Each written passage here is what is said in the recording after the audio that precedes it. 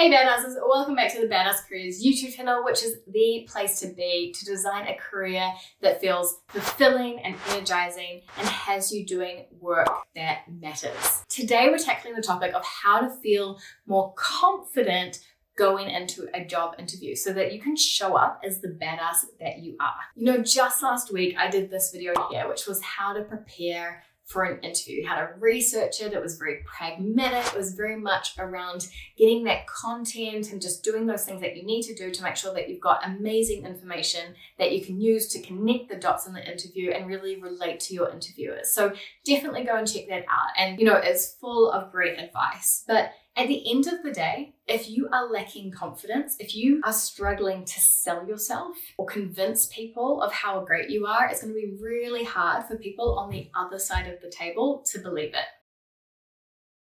And when you're able to show up to an interview more confidently, you're able to relax into it, connect with them, remember to smile, and overall it's just going to feel so much easier to describe your fit for this specific position, right? Because things are going to be flowing, you're going to be able to be creative and think of answers on the spot. When you're confident, things come with so much more ease and flow. So that's what we're going to tackle in this specific video. So if you are keen to feel so much more confident walking into or signing onto Zoom for your next interview, then absolutely, you're in the right place. Let's get straight into it.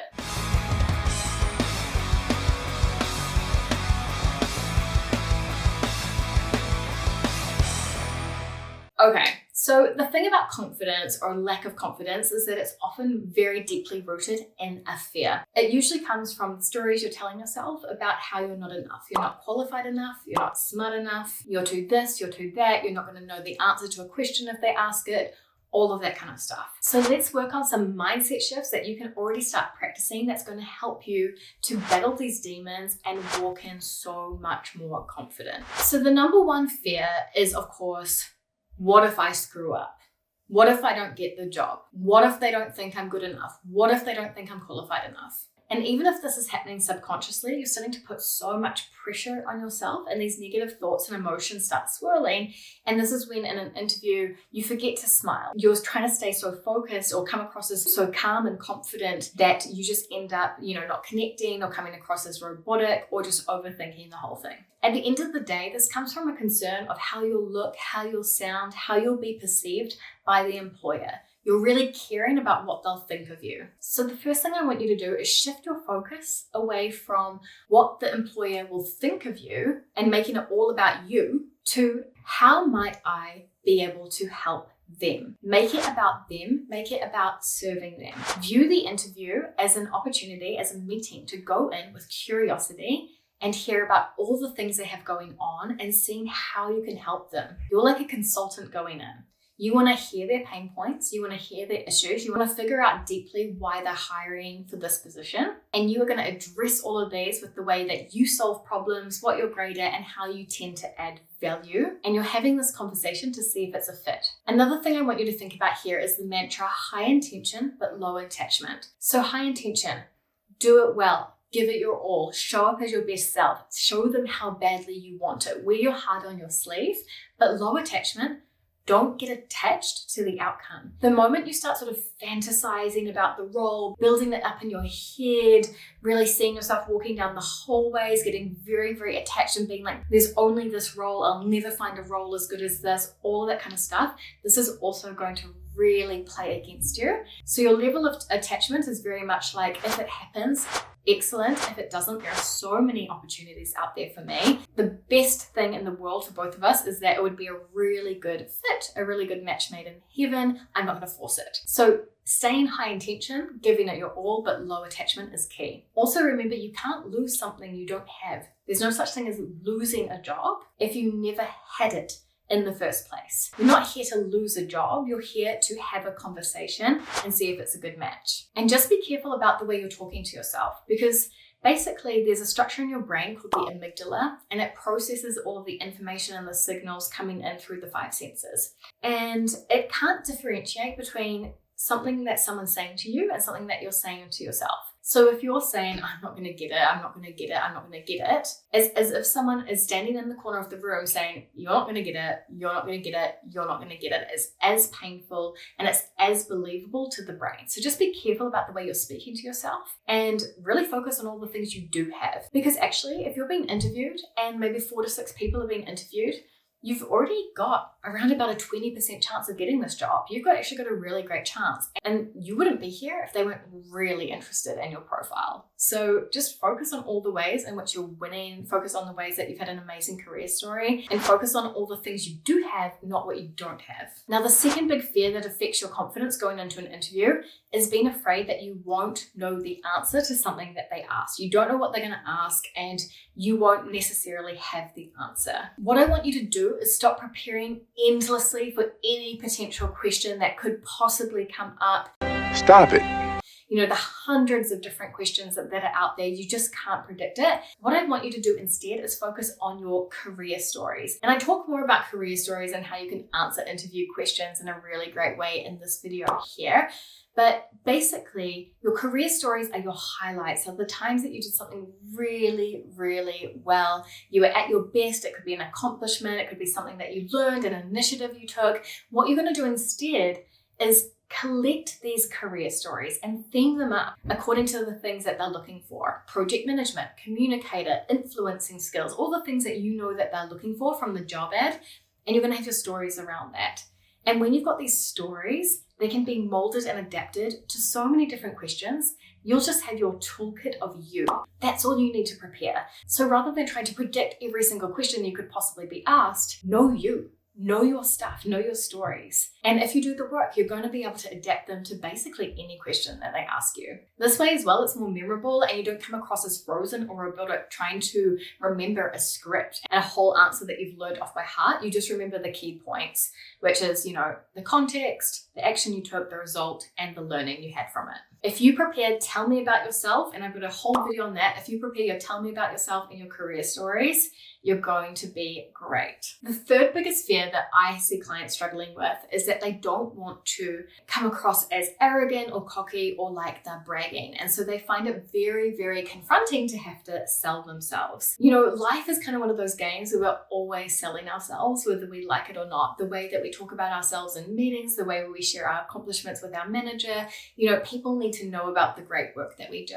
Rather than worrying about not being humble, just view it as these people are detectives and they're on a mission to find the best profile to do this role. And they don't know everything about you. They can't read your mind. So you're going to have to bring your evidence to the table. And the key word here is evidence. This stuff is real. It happened. You're sharing your stories with them. So I want you to remember, it's not bragging if it's true. It literally cannot be bragging. It cannot be fake. It cannot be cocky if it's true. If it helps, you can use gratitude language here. So for example, I'm really grateful that I became fluent in French because it has allowed me to work in France, for example. The next fear that gets in the way of you showing up confidently is feeling like an imposter, like you don't deserve to be there, or that you're going to have to be fake and put on an act in order to get the job. And the opposite is true. Don't try to be anything but yourself. And I know that's cheesy, but it's so true, because if you put on an act and you're fake and you do show up as someone that you're not, well then you're going to really suffer with that imposter syndrome if you get the job. You're going to feel like you're putting on a mask every single day and it's just not going to feel good and it's just a waste of time and energy for all parties involved. If you're yourself and you bring your full self to the table, you're authentic, you connect, you're able to actually use your genuine sense of humor here and there, all of that good stuff. If that happens and you get the job, amazing, you got the job being you. And if you don't, amazing, because at least you know that it wouldn't have been a fit anyway. This relationship has to go both ways. You need to be happy too. Like, you're spending 40 hours per week in this company, you're going to want to feel good there. So just know, if you show up as yourself and you don't get the job, no regrets whatsoever. And in terms of feeling like an imposter even being there, they would not be spending precious time interviewing you. I promise you, these people with expensive salaries and hourly rates and all that kind of stuff, they're not going to be sitting there interviewing you if they didn't see enough potential. So while you're focused on but I don't have that one thing, by this point, they've already made the decision that they can look over that for the right person, for someone who maybe brings the enthusiasm, the passion, the other amazing things that you've done to the table. So don't focus on what you don't have, because they're not. They've confirmed you've got enough potential to be here. We want to get to know you more. So if you're hearing your inner critic being like, I don't have the right experience, tell it to shut the F up, because hiring managers know that they're not going to find someone with 100% of the requirements on that job ad. That's a wish list for the unicorn candidate. It's like when you're looking for a house and you want it to have views and be really big and have a pool, but also, be super low budget. I mean, it's like a wish list, right? You're never going to have it all. You're always going to have to find some compromise, and that's true of hiring managers as well. So again, shift from I don't have the right experience to I have awesome experiences. I can't wait to tell them about them. There are also 2 tricks backed by research and psychology that I want to share with you that will absolutely allow you to step up your interview game and come across as a lot more confident. They both use the power of visualization. The first one is preparing 2 examples of a time where you were really at your best. 2 moments where you're really celebrating a win. It could be a massive deliverable. It could be just the way you handled a meeting. It's some kind of accomplishment. It's some kind of moment where you felt on fire and you knew that you were at your best in that moment. Prepare 2 examples of that, and you're going to visualize those both before you go into the interview. So you are going to really tap into how that felt, what other people were saying about you, what was going on in the environment, how your heart was beating. You're going to really, really step into those experiences. And when you do that, about 10 minutes before you go in and you've really you're there in the moment and you've seen it, you've got your eyes closed and you've really got that explicit image right there in your mind,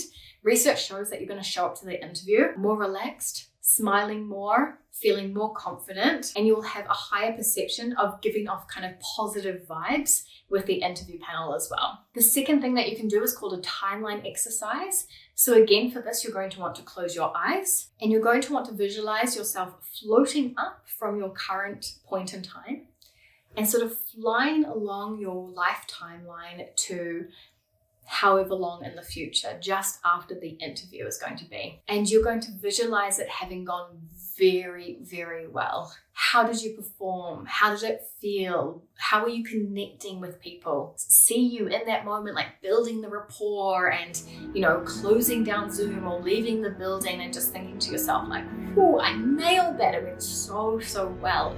Really step into that visualization and then let yourself sort of float up from the future, float back and come down into the present moment. Again, it's a wee mind trick, but research shows that you will carry yourself much more confidently in the actual interview. Cool guys, so I hope that you enjoyed these tips and tricks around preparing for your next interview. If you are job hunting more generally or you know other people that are, I've actually got a free 1-hour resume masterclass that I would love to invite you to. Click the link below, come and check it out. It's honestly full of tips and tricks and it's really great for branding and positioning yourself as a star standout candidate. So spread the love, share it with anyone who might need it. It's going to be one of the most useful tools in your toolbox for sure. And otherwise, as always, any comments, questions, let me know down below. I'll definitely get back to you. And I will catch you here next time on the Badass Careers YouTube channel. Stay badass, bye!